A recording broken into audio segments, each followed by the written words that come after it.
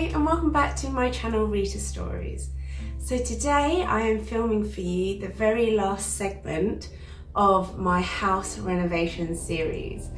So this is something that I have been filming and documenting for quite some time.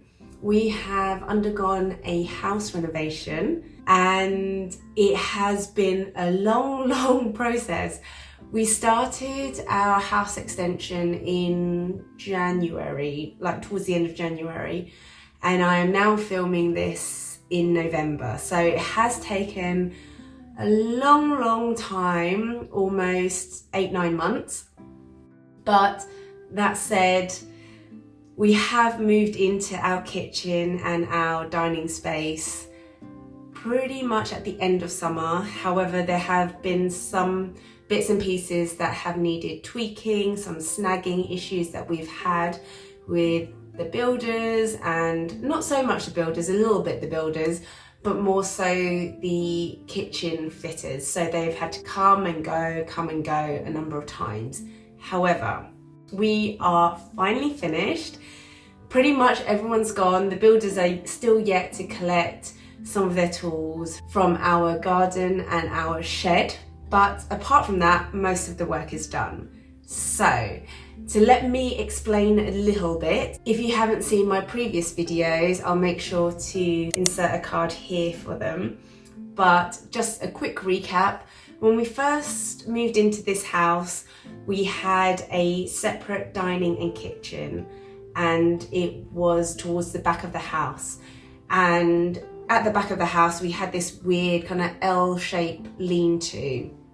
I'll try and find as much of the footage as I can and insert them in here. But we had this weird lean-to structure that kind of tagged on to the back of the house.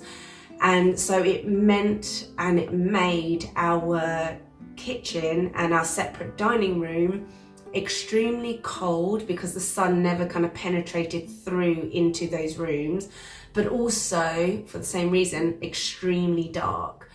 And so when we first viewed the house and when we first moved, we always had the vision of wanting to create one big, open, airy, light kitchen and dining space, and a great entertainment space, a family space. And so it has been a number of years from when we first moved in. We had conversations with architects and builders, and then COVID hit, the whole world grounded to a halt. And so all of that kind of was on pause. But then earlier on in the year, we had all of our planning and all of that signed off from our local council, and we broke ground. We started on the renovations.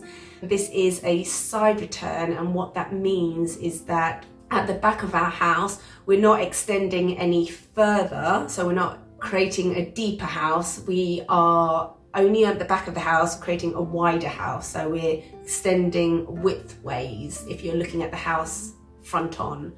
So it meant that from the old plan, and what I'll do to kind of make the walkthrough a little bit easier to understand, I'll insert a picture of what the old floor plan looked like when we first moved in, and I'll insert that here. But towards the back of the house, you can see we would enter in to the dining room, and through the dining room you would have a separate kitchen. And so when we had friends and family over, the person cooking and meal prepping and doing all of that stuff was very separated off from the entertainment space or the dining space that was in the dining room. So when we were talking to our architect, we kind of explained to him what we wanted and how we wanted to use the space. And so what he did, he created and carved out spaces so that we could have a bright and light, airy kitchen and dining space, entertainment space or family space, but we could also have a separate utility room, which is great.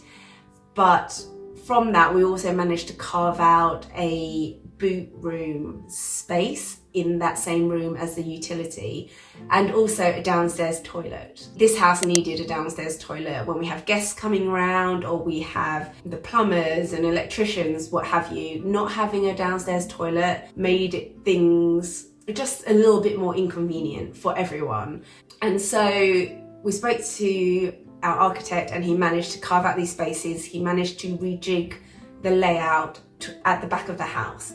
And so what that meant was we had these extra spaces, but we kind of flip-flopped our kitchen and dining space. So it meant bringing the kitchen from the very back of the house into more so the middle of the house, which I felt made sense for us, because it meant that you wouldn't have to go through a dining room to get to the kitchen.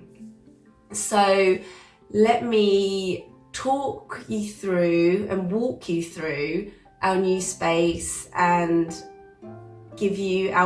finally be able to give you our kitchen reveal. So looking at our new space, and as we enter in the room to the left of the new hallway that's been built,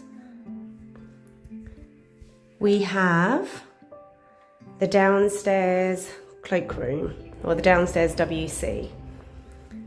Now this isn't the biggest space, but we feel like it works for us.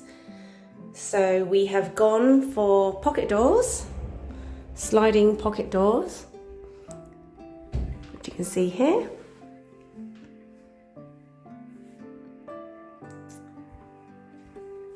And if I slide it open, it retracts and glides into the wall. So it's effectively hidden, and we really like it versus hinge doors because it saves on so much space. We've gone for green on the walls and just plain white tiles on the bottom half of the wall, and then a black and white Victorian themed tiles. And we've kind of matched everything back as best we could with the black framed mirror, the black towel ring and toilet roll holder, and the soap dispenser, things like that. We felt just kind of tied the room in quite nicely and kind of brought in those colour elements. We've also gone for a corner sink, which we felt was a great space saver. So closing that room off, and opposite the WC we have, as you can see, the utility and boot room. So again, it's another pocket door system that we've gone for. We've just gone for clear glass because we didn't see the need to have it frosted or obscured in any way. So opening up this door, and again, as mentioned, it is a pocket door. So it does mean that you need to have slightly wider walls for the door to kind of fit and get hidden in. But I think in the grand scheme of things, it saves so much space versus a regular hinged door. So in our utility room, you can see that we have, of course, the washer, which is that machine there, and the dryer. So we have them side by side. And then we have a butler sink. And as you can see, we've got lots of cupboards. We can hold and hide away lots of the household cleaning things. Up on the wall, we also have 4 very decent sized wall units. Each cupboard kind of has its own theme, like household cleaning, laundry cleaning. We also made sure we had plenty of plug sockets because we'd rather have more plug sockets and not need them than not have enough and then wish that we had them. Also, these are quartz chopping boards, which we got from our stone fabricators. and they gave us these after we had our kitchen worktops fitted. So we've just put them on the side for the time being, and these are our other kitchen worktops, which you'll see later. But for the utility, we've decided to go for wooden worktops just because we're not doing any food preparation in here. We don't see that this space is going to get too dirty. Then if you move and look down towards the end of our utility room, you can see we have our boot room area. So all of the storage down here is for our shoes, and we had our builder make these especially for us. It is just a cupboard, and then we've got shoes and boots, flip-flops, all of that. And it's just a great place to kind of hide all the shoes and it get just hidden away.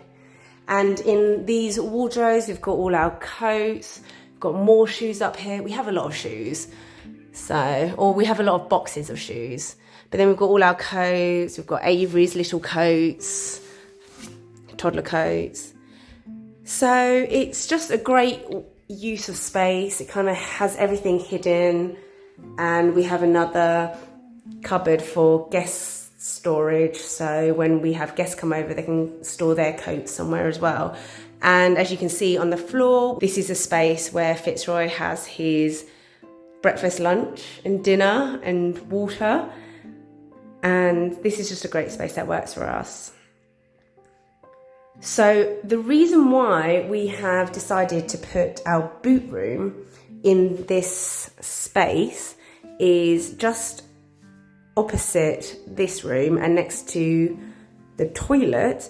We also added in a side entrance into the house. And the reason being is that we really wanted to use a side entrance for when we're walking Fitz, the dog, the guilty culprit there.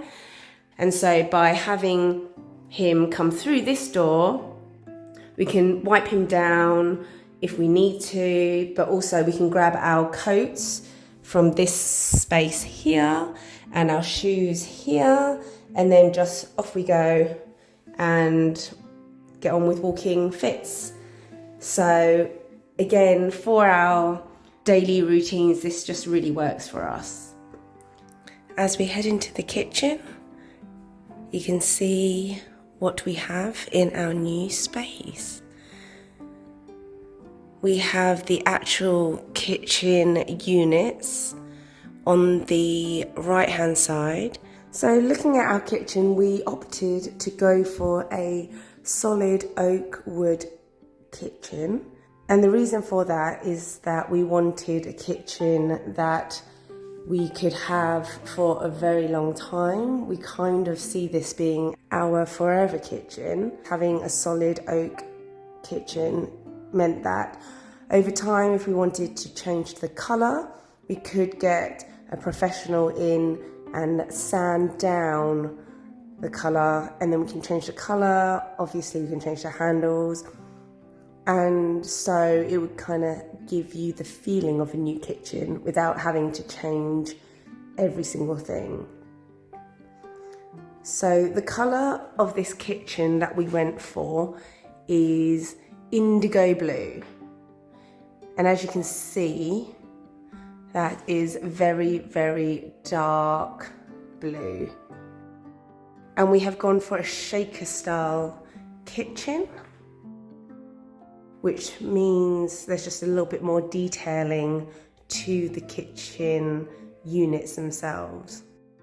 We had considered going in frame at first, and we really liked the idea of an in frame kitchen. However, the practicality side of things, whereby we had heard from friends and family that having a in frame kitchen meant that you lose quite a lot of space in terms of the cupboards and the drawers because of the style of the in-frame.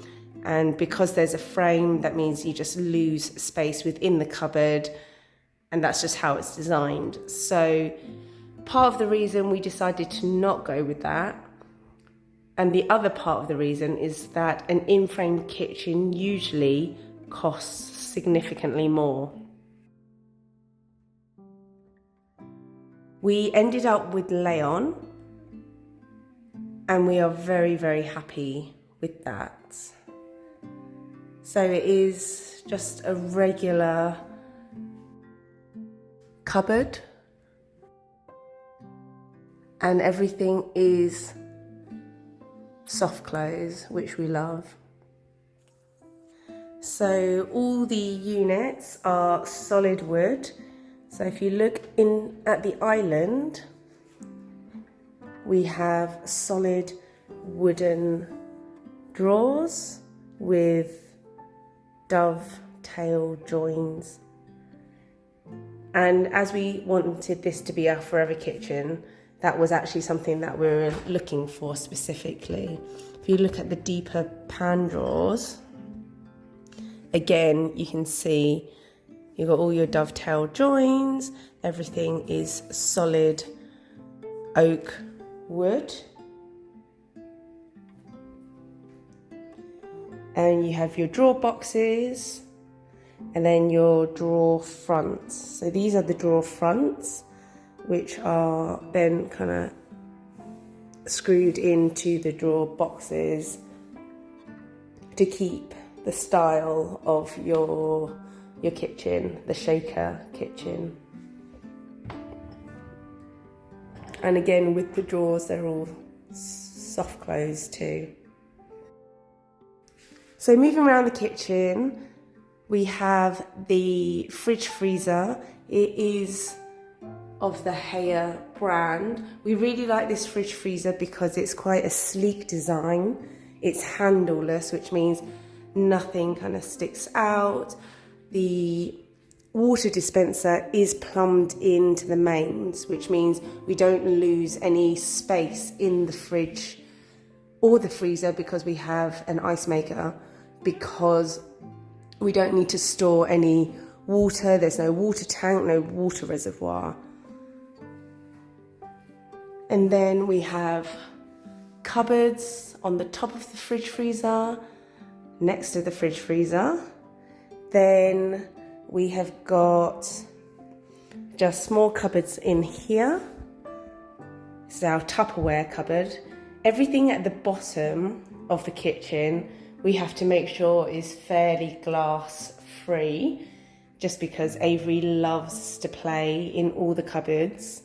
We thought it would be a novelty and it would wear off. She still loves it, so we've had to rejig a few things around for that reason. For our sink, we have opted for a double butler sink. We really like the look of these. We just felt like it was very in keeping with the style of the kitchen, but also it maximised our usage of the space. And we like the fact that you could still wash up in one side of the sink and have a semi-hidden dish rack in the other, which means that little bits, little bowls and things like that, you can still wash up by hand without needing to put it in the dishwasher.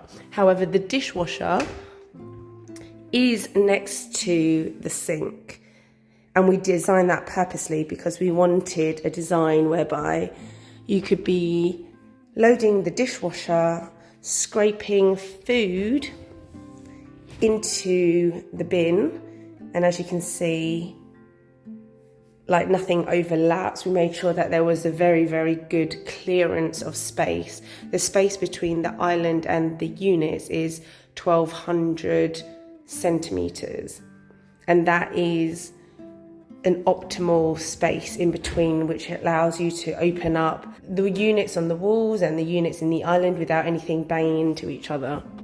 We've got our double sink here. Also, we decided to go for a cooker tap. So our cooker tap is multifunctional, being hot and cold water as standard, but also boiling hot water, which means we don't need to have a kettle. and we have hot water literally on tap, boiling hot water on tap, which means if you're making tea for multiple people, if you want to boil pasta very quickly, it's all very helpful because you've got that instant hot water. Additionally, we decided to pay for an upgrade and have the filter for drinking water. So that's really handy as well. And the filter and everything else like that is in the cupboard underneath the sink, which means, again, we live in quite a hard water area, and it just means that we don't need to have a water filter out on show, which we did have previously, and it was just a bit annoying. The water filter used to just dribble down the jug, and we'd always be changing or needing to buy water filter cartridges. And we felt a system like this means that everything is hidden and you're only buying a water filter. Typically, the guidelines are saying roughly about once a year. So we'll see how that goes. But I am really, really happy with our cooker tap. I really love it. Then moving around, we've got our wall cabinets. And we have our extractor fan built into this canopy. We really like it. It's something that the kitchen designers suggested and designed for us, and we really like it. We didn't really want an extractor fan on show, and again, kind of in keeping with the shaker kitchen design and not having it on show, it was one of our best options that we had, so we really like it. The extractor fan that we got was a Falcon 900, so 900 is the width. Our cooker is a Range Master and it's a Nexus SE. This cooker is 110 centimeters. The Range Master freestanding range cooker we absolutely love. Let me move this out the way. This cooker is our first ever induction cooker. We've never had induction before, we've always had gas, and we really, really like it. I would say with induction, with our one specifically, it does take a little while to warm up, but once it's hot and once you've got the temperature there, it is so good to use. And in terms of the cleaning aspect, oh my goodness, the cleaning aspect has been unreal. It's just been so good and so easy to clean. And then over here on this side, we have our pantry, which is a bit of a mess, but it's our pantry where we kind of store everything, all of our cupboard foods, our tins, pasta, crackers, sauces, everything else. We also have our spices on this side, but we also have some herbs on this side. So that's how we've kind of organized ourselves and split things up. And again, with these drawers, this one's completely empty, but this is what the drawers look like. And again, as mentioned, they are all solid oak with dovetail joins. So this is a cupboard that was originally Avery's snack cupboard, but she learned very quickly how to open up the drawers. So we had to move all of her snacks away from the bottom cupboard, and now they've been moved over to that cupboard. So it means that she's unable to reach them. So that is our pantry. And it's really good to have a pantry. We never had a pantry before, but it just allows us to kind of hide a lot of things. And when we're doing grocery shopping, it means we can just go to the pantry and see kind of what's missing. We go to the fridge to see what's missing. And finally, we have this unit here, and this is our breakfast dresser. And our breakfast dresser houses a lot of the smaller kitchen appliances. So you can see that we've got our teas in the middle, our cereals, porridge, coffee beans on the bottom shelf. Got our coffee machine here, our NutriBullets, and also our microwave. And that's just really great because it means that we can keep everything hidden and keep our kitchen surfaces largely empty. And then in the bottom of our breakfast dresser, we house a lot of other smaller kitchen appliances like our rice cooker, our air fryer, instant pot. Here you can see we have a little cubby for Avery and all her toys, just so that when we're in the kitchen and we're cooking, she can still get out some toys and play with them. So this is a cupboard dedicated to her.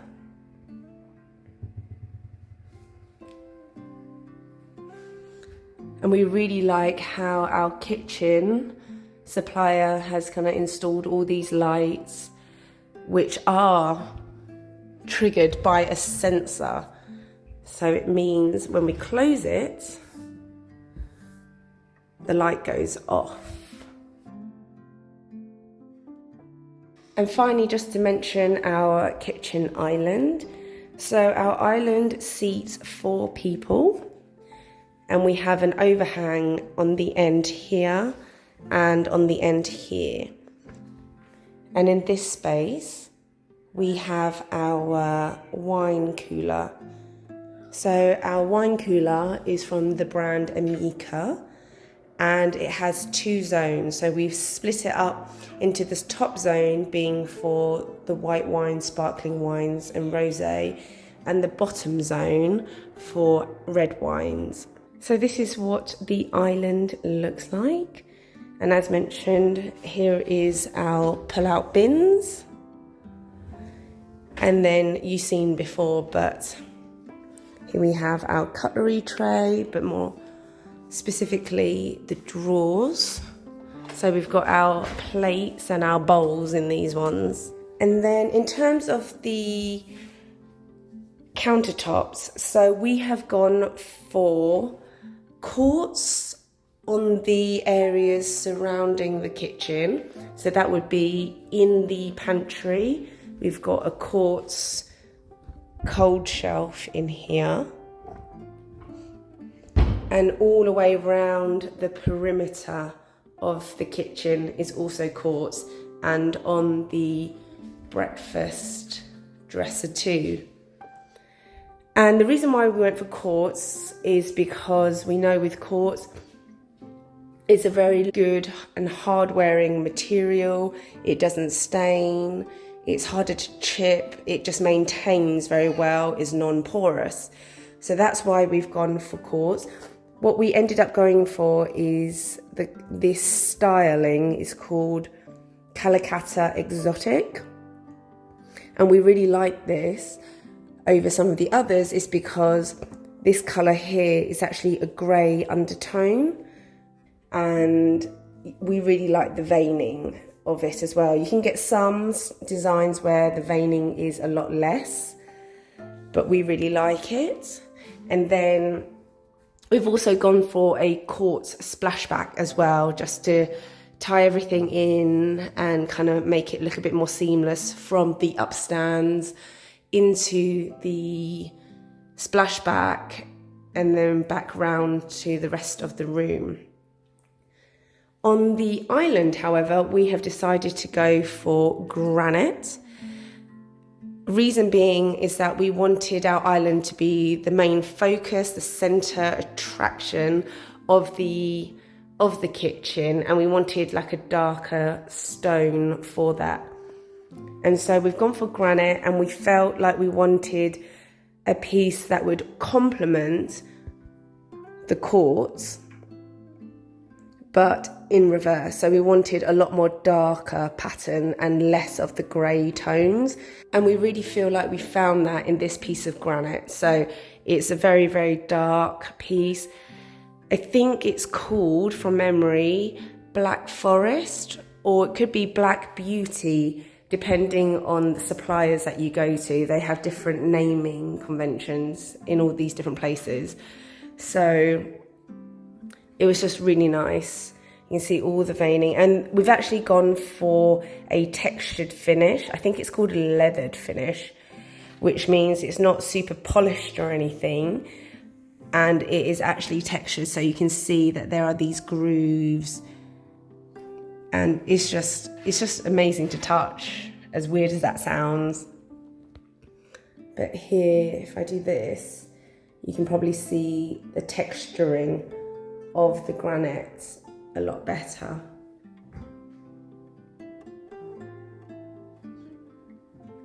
And for the island piece, again, wanting it to be a statement piece, we've gone for a double thickness with a mitered join.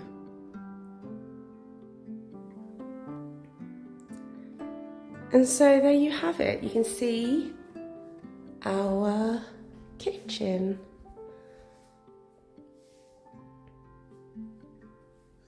And our breakfast island. And our breakfast dresser. So just quickly to mention, we also decided to put in this floating shelf with this tongue and groove paneling at the bottom. The reason for that is we didn't want cupboards going the whole way across this wall. Just we felt that it would just, number one, we probably didn't need all the cupboards, and we had the beam that kind of runs through, which would chop up the lines and the run of wall units. So we opted for a floating shelf, and we just felt like it would soften the kitchen and make the space feel a bit more homely. We could put some pictures or cookbooks, as we have done here, some smellies, candles, and just kind of soften up the space a little bit more. And again, I just feel like it works really well. We've got some wall lights there again to kind of just frame this area. Now, if we were to look into the dining room side, you can see our dining room just has a dining table. So we've opted for a solid dining table. It is solid wood, and it's just quite clean, again, quite sleek, nothing fancy, not a lot going on with it. It's got star-shaped legs, and it's just one nice smooth run of wood.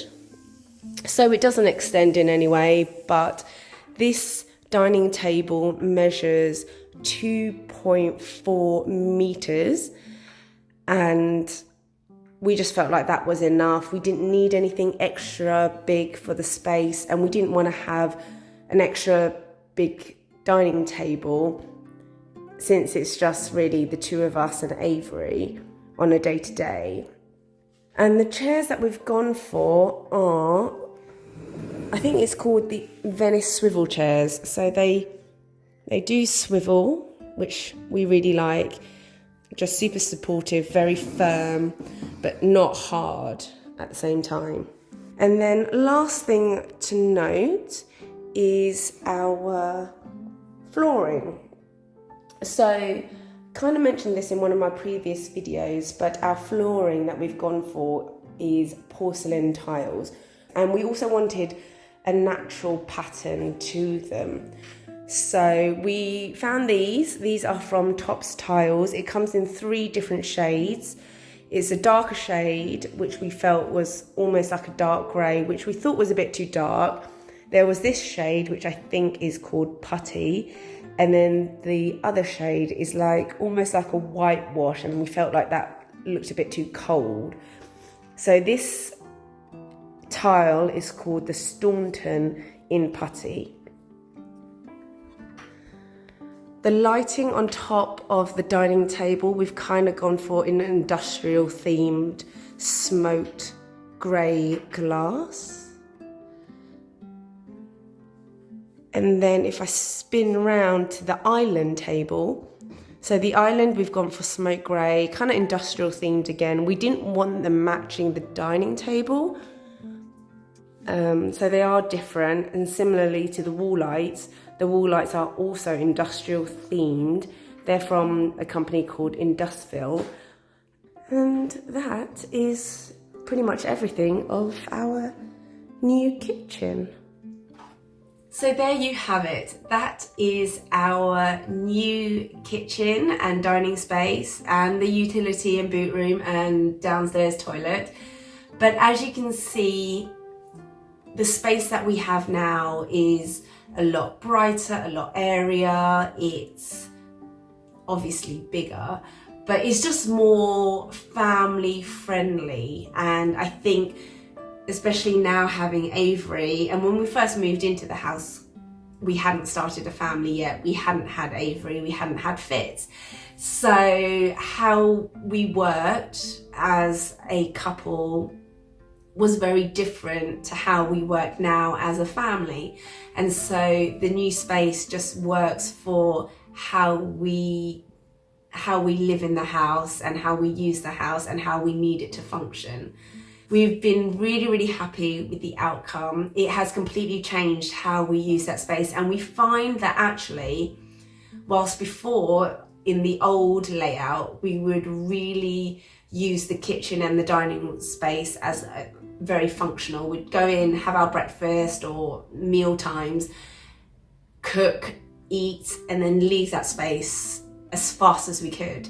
Now we're finding that because there's a lot more lights that comes through from the skylights and the bifolds, it just means that we actually end up in that space a lot more. Avery has some of her toys, not all of her toys, but she's got obviously some of her toys in there, and it means that we can just relax and just slow down the pace, especially for meal times. We just enjoy the space a lot more. So there you have it, the final reveal, the very last part of the home renovation series on my channel.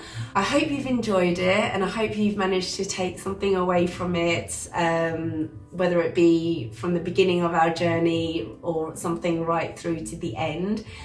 Make sure you like my video today and subscribe to my channel if you're new. In the future, we do plan on re-landscaping the garden completely. We haven't figured out what exactly we want to do, how best to make it dog-friendly, child-friendly, aesthetically pleasing, but adult-friendly as well. So we need to kind of figure all of that and kind of start the process of getting quotes in and all of those things, so that we can actually start work on it. Maybe it's a project for next year, being 2024, or it could very well be a project for the following year. We'll have to decide, we'll have to see. We need to kind of get brainstorming, as mentioned, as to what we want that space, that outdoor space to be for us. But make sure you check that notification bell so you get notified for when I do start filming and start documenting that journey, because I'm sure it'll be a very interesting one to film from what we've got now, which is quite an eyesore, to hopefully a beautiful, serene outdoor space. We'll have to see. But until the next video, I'll see you guys next time. Bye.